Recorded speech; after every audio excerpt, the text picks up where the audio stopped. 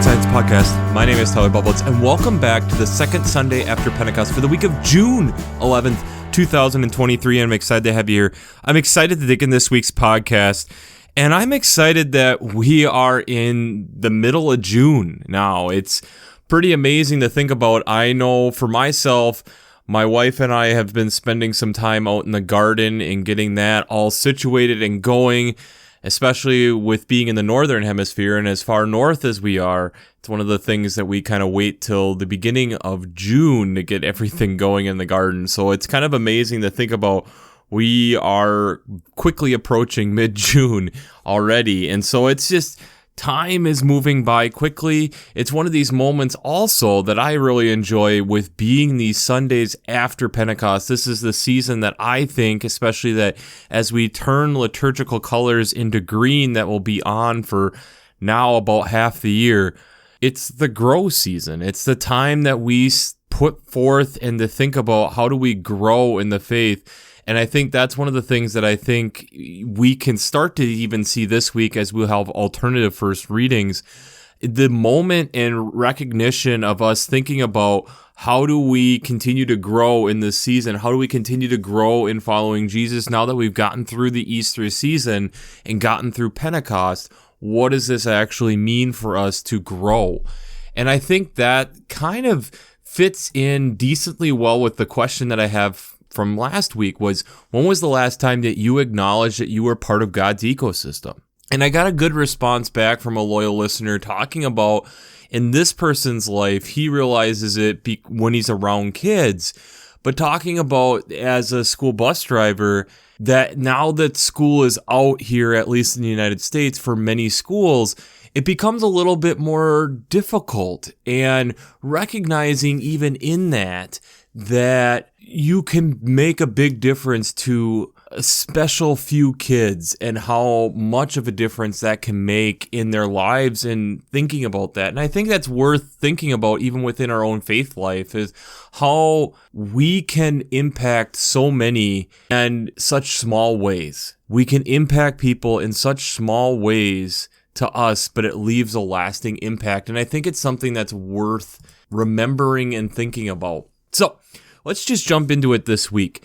The Old Testament text, like I stated, there are two different Old Testament texts and two different Psalms. So there is Genesis chapter 12, verses 1 to 9, which then is also with Psalm 33, 1 through 12. So we'll start with that, then we'll move into the alternative Old Testament text, and we'll continue from there. So Genesis chapter 12, we have where the Lord is coming to Abram and is making these promises of making a great nation, and recognizing that Abram at this point is 75 years old and has his wife, and they're continuing to move and trust what God is saying, even though he's going to give them an offspring, yet they perceive themselves as too old to be having offspring. But they are continuing to trust in what God is placing in front of them and continue to travel to the different locations on where God is steering them.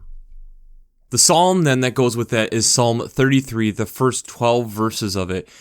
And this is rejoicing in the Lord, rejoicing in the Lord, singing praises to God, recognizing how much the Lord has done as long as we continue to be faithful, and the righteousness that God has also poured out into us.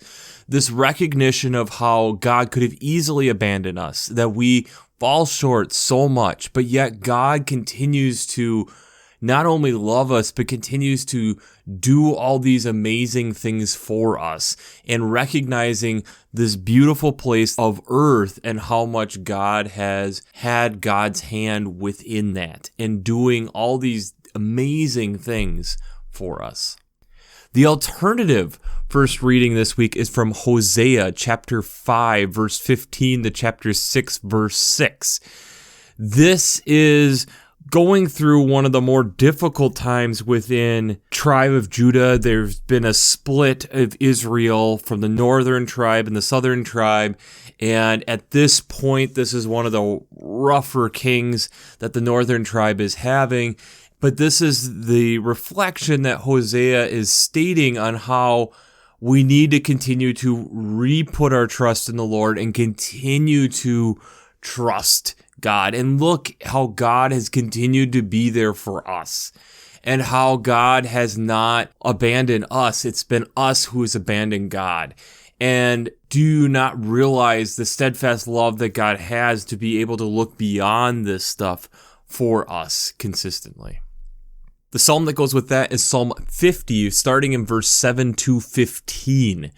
And this then is recognizing how we should be living in a way that we are fulfilling the praises of who God has made us to be, that we are paying homage to what God has created, what God has done. And in doing that, we are recognizing and fulfilling the faith in which it's being called for us to be able to live this out, recognizing, like we kind of stated last week, that we are part of a bigger ecosystem, and in being part of that bigger ecosystem, that God has continued to provide for not only us, but all of it. The New Testament text then for this week is out of Romans chapter 4, verses 13 to 25.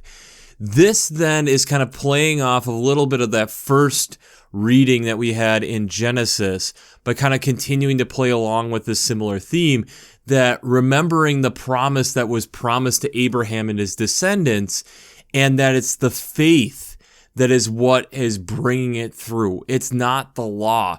It's recognizing that what we have in this life and what we have in our faith is dependent on the faith and the hope that it continues to be to build upon where God is trying to take us, and being able to recognize that this faith is wholehearted and how that then helps us better understand who God is. And that through this faith of trust, that then we are able to not be led astray, but it's able to help us guide and move in the directions on where God is steering us.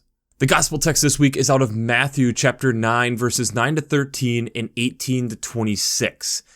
This is a text of beginning with Jesus calling Matthew and telling him to come and follow him. He then joins him, and the Pharisees are critical of this and stating, "Why does this teacher eat with tax collectors and sinners?" Jesus responds with, "Those who are well have no need for a physician, but those who are sick, go and learn what this means." Like, the ones who are sick, go and see a physician. These are people who he's seeing that are needing what Jesus can provide them. Then when we get to verse 17, you have a leader within the synagogue coming to Jesus, stating that his daughter has just died and is just hoping that he can lay hands on him. You have a woman who then is suffering from hemorrhages and consistent bleeding for 12 years, touching the fringe of his cloak. Jesus asks who this is. "Take heart, daughter, for your faith has made you well." And instantly the woman is made well. Jesus goes to that leader's house. There's people who are playing flutes. There's a crowd and commotion. He shoos them away, for the girl is not dead but sleeping, and they laugh at him. But the crowd then outside, he goes, puts his hands on this girl, and she gets up and is able to live the life and what God is calling her to be, but being able to then live and breathe, and this news then spreads throughout the area. So, before we jump into how faith and science come together this week, we have to do our shameless plugs. Working Preacher. If you haven't checked out Working Preacher, I'd highly recommend it. Between their Sermon Brainwaves podcasts, their commentaries, their discussions, since I'm not an ordained minister, I use them on a weekly basis to help bring you this podcast. I'd highly recommend it. So if you haven't checked out workingpreacher.org, I'd highly recommend that. I'd also highly recommend checking out Vanderbilt's Divinity Library. I really like how they lay out the text every week, but like we've talked about, the art, the hymns, the liturgical colors, all that stuff is right there. So if you haven't checked that resource out, I'd highly recommend that also. I'd also highly recommend checking out the Green Blades Preaching Roundtable and Green Blades Rising publications.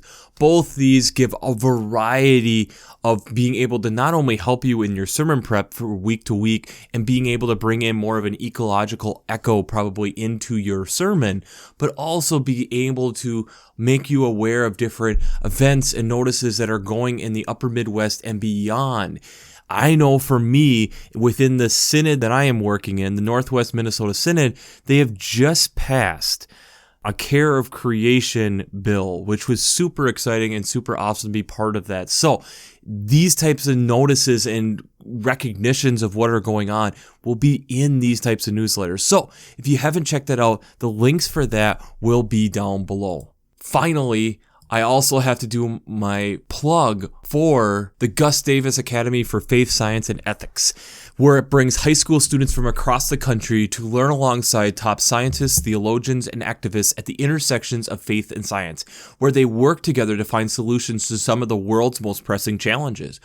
While having a lot of fun, they are creating an open and non-judgmental space for questions and community. Think Bible camp for teens who are excited about science and justice.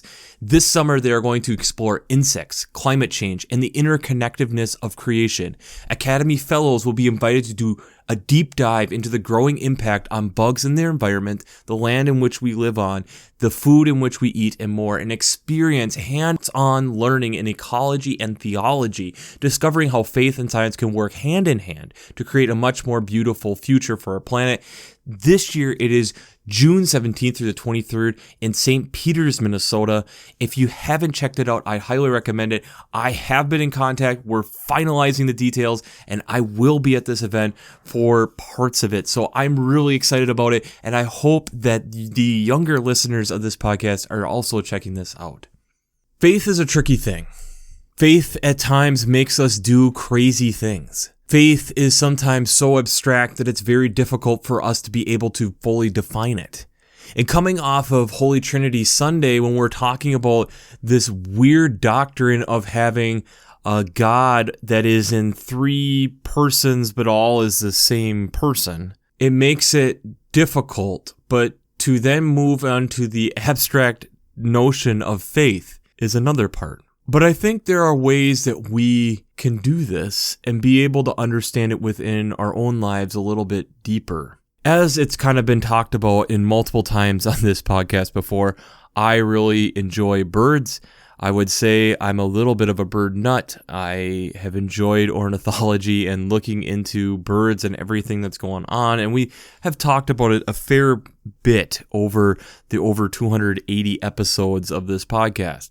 One of the birds that I have brought up before, and it is in the news again, because there are some major decisions that are going on with this bird, and it gets back to this idea of faith. The faith of, can we believe some people are saying that they have seen?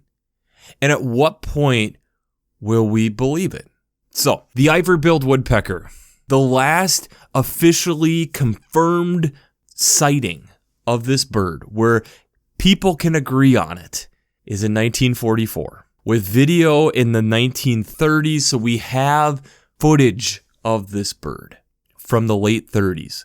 Since then, there has been a lot of claimed sightings, a lot of claimed discussion around this bird and whether or not it's still alive. To give you some perspective, if you are familiar with North American birds, the pileated woodpecker is the largest confirmed species of woodpecker that there is. The ivory-billed woodpecker is bigger than a pileated woodpecker by a little bit, but substantial. And there's some white wing bars on the back, which then is very prominent also when it's flying. And these are some key indicators for this bird. Over the last 2+ decades for sure, there has been multiple possible reports and multiple times people overturning them and getting into this debate, is it actually around? This gets fairly important due to the fact that the Department of the Interior hasn't officially declared it extinct. yet. In 2021, they basically put it on the list, basically saying we're looking to phase this out. And the reason that that's so important here in the United States is because it is getting tax dollars to help do conservation work. It's conservation effort and dollars are going into making sure and maintaining habitat for this bird. The final decision about that happens later this year in 2023. What has happened recently is and I will attach it in the show notes, and it's actually a fairly interesting look. A scientific paper with what this guy is showing of audio and visual and drone footage of all the different times that this person has assumed to see a ivory-billed woodpecker in specifically Louisiana, and showing all the different evidence. And for this person is stating that this is the ivory-billed woodpecker. I am convinced of it. There has already within the ornithological community been pushback looking at this, stating, is this or is this not? This is the holy grail within North America for birds, is this ivory-billed woodpecker. So this is a major deal. If it was confirmed that this was seen, it would send shockwaves through the whole community that this bird that has been perceived to be gone for 70, 80 years is suddenly been found alive. But on the meantime, you're also having the push of why are we conserving and sending money to conservation efforts to potentially save a bird that might not even exist anymore. So there is reasonable arguments on both sides. Personally, I hope the bird is still alive. There's been times when I've looked at different footage and I'm semi-convinced. But I will say, looking at this latest report, there was a couple where it's like, maybe. And then there's some where it's like, I think that's a bit of a reach. And there's whole discussions on with how big this bird is and how showy this bird used to be. Why haven't we seen it? And my response would be twofold to that. In that, one, we know that the habitat for the ivory-billed woodpecker was virgin old-growth swamp forest, which is very difficult to be able as a human being to get around in. But two, prior to their quote-unquote extinction or the last sightings, they were being hunted decently well from different collectors, museums, wanting specimens of the ivory-billed woodpecker. Granted, we're talking 80 years ago. We're talking a different scientific community than it is today, and a different conservation community than it is today. But what does this all have to do with Jesus calling Matthew? What does this have to do with Jesus healing this girl, or Jesus healing the woman who's been hemorrhaging?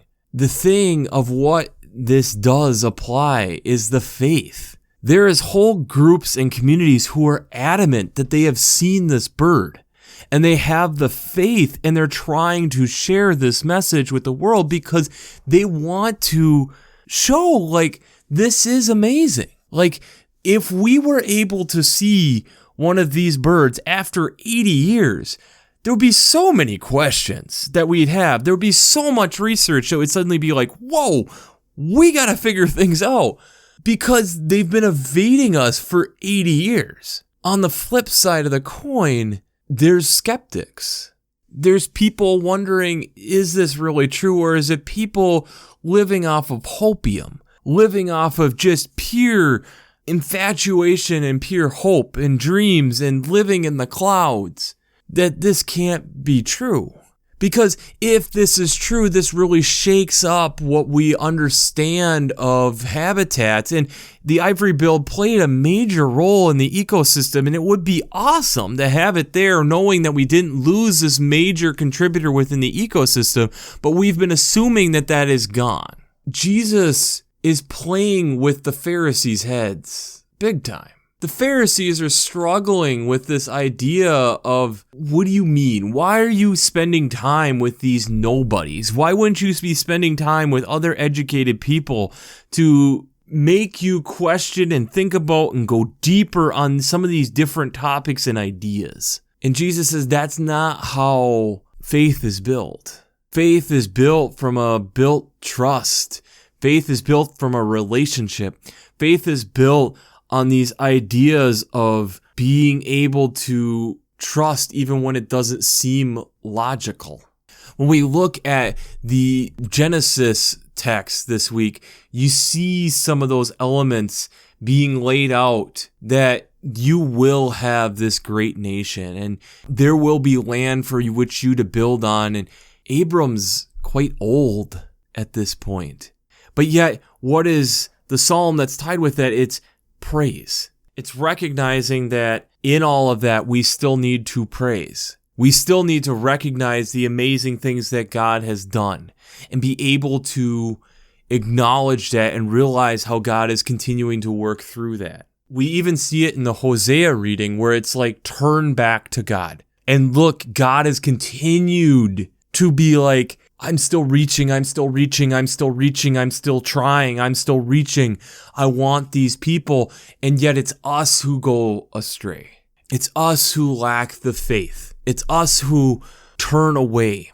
It's us who fail to recognize the prophets that are in front of us, fail to recognize how God is trying to steer us, fail to recognize the blessings that are in front of us. And that's what you see in Psalm 50. The Romans text reminding us it's this faith that has been given to us, the promise of God not abandoning us, and yet God even going and showing what God has done. God has done that multiple times. God has created, God has led us out of these crazy situations, didn't figure it was enough. We had Jesus come. That was a whole thing. And then we have, on top of that, there's something greater that's coming, and it's going to be embedded within you as the Holy Spirit. And that happened. And yet we still struggle to trust. God has fulfilled God's promises multiple times over. It's us who struggle to trust and to recognize, one, what is enough evidence for us to be able to recognize God is not going to let us go. God is not going to abandon us. God is not going to not continue to try to provide for his people. What is it going to take for us to recognize that? And I think the people who believe that the Ivory-Billed Woodpecker is still around, it's like, what evidence more do you need? Yes, a lot of the footage is still pretty grainy and is not the greatest, and you would hope that. But I would also argue some of the stuff is, these are fairly high up in the trees, and the sun's optics going against these birds who have much darker feathers than pileated woodpeckers. So thus, it seems that maybe the light would be reflecting differently, so thus making it harder for us to be able to confirm or deny some of this stuff. And with how close it does honestly look like a pileated, and it's hard to tell from a distance. Yes, there are things that make this hard to be able to, can we trust all this stuff? Is there enough evidence to say, yes, the Ivory-Billed Woodpecker is still around? I don't see it as that much different than what we are being called to in certain ways within our own faith life. How much evidence do we need to cling on to recognize that, no, I believe this. I trust this. I have faith in this. As the Ivory-Billed Woodpecker will be debated, and there's whole things within that, I think there's times where God says that about us. How much do I need to lay out for you to be able to understand and to recognize and to trust that I'm doing all this stuff? And I think that's that next part within this whole thing is the trust to get to faith. Takes a lot. And I think it's something that as a global church, we wrestle with, because I don't think we've really cracked the code that well. Cracked the code to be able to convey it in a short, condensed, and easy way to understand. To give examples and to be able to show to other people easily.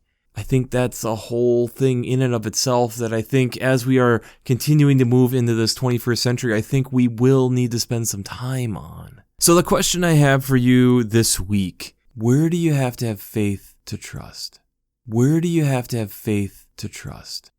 And how much trust does it take to have faith? How much trust does it take to have faith?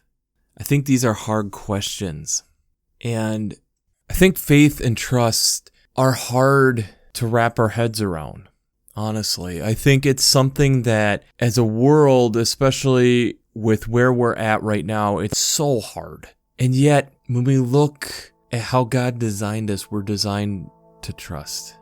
And I think that's the whole point of when Jesus says, follow me, is even if you're not all the way there, come and follow me for a while and see. Come and see. And we even get that in that response of those who are well have no need for a physician, but those who are sick, go and learn what that means. I desire mercy, not sacrifice, for I have come to call not the righteous, but the sinners. I'm here to develop a deep relationship, a relationship that we're probably going to recognize we owe something that we can never return. And that's where our faith comes into. We have something that's so much deeper and greater. So whether it's trusting and believing that the Ivory-Billed Woodpecker still has trees to investigate, or whether it's believing in something greater than ourselves, I think that faith and trust piece is so vital for us to be the humans that God has created us to be. So we'll wrap this up as we always do. I pray God blesses you through your faith and amazes you through science.